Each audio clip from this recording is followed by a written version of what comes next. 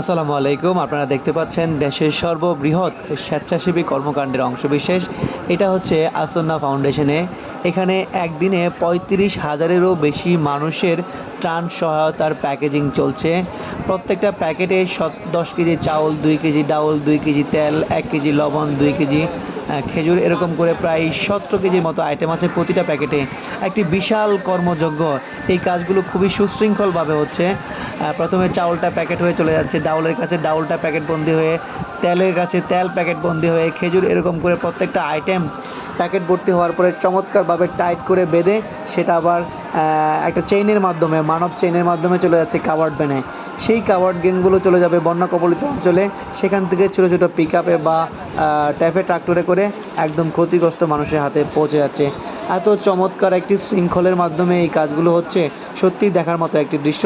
যারা স্বেচ্ছাসেবীর সাথে জড়িত থাকেন তাদের অবশ্যই একবারের জন্য হলেও এখানে আসা উচিত।